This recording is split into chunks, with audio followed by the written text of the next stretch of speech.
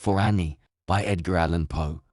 Thank heaven, the crisis, the danger, is past, and the lingering illness is over at last, and the fever called living is conquered at last. Sadly, I know, I am shorn of my strength, and no muscle I move, as I lie at full length. But no matter, I feel I am better at length, and I rest so composedly, now in my bed, that any beholder might fancy me dead, might start at beholding me, thinking me dead. The moaning and groaning, the sighing and sobbing, are quieted now, with that horrible throbbing at heart, that horrible, horrible throbbing.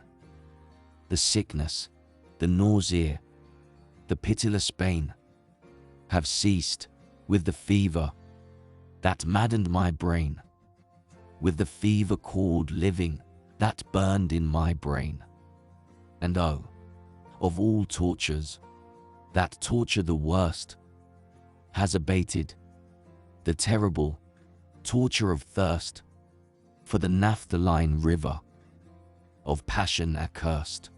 I have drank of a water that quenches all thirst, of a water that flows with a lullaby sound from a spring but a very few feet underground, from a cavern not very far down underground. And let it never be foolishly said that my room it is gloomy and narrow my bed, for man never slept in a different bed, and to sleep you must slumber in just such a bed. My tantalized spirit here blandly reposes, forgetting or never regretting its roses, its old agitations of myrtles and roses. For now, while so quietly lying, it fancies a holier odor about it, of pansies, a rosemary odor commingled with pansies, with rue and the beautiful Puritan pansies.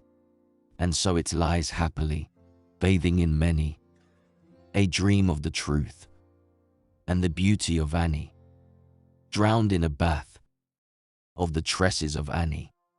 She tenderly kissed me, she fondly caressed, and then I fell gently to sleep on her breast, deeply to sleep from the heaven of her breast. When the light was extinguished, she covered me warm, and she prayed to the angels to keep me from harm, to the Queen of the angels to shield me from harm. And I lie so composedly now in my bed, knowing her love, that you fancy me dead.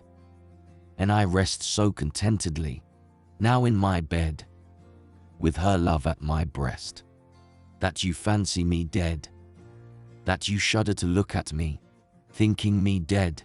But my heart it is brighter than all of the many stars in the sky, for it sparkles with Annie. It glows with the light of the love of my Annie, with the thought of the light of the eyes of my Annie.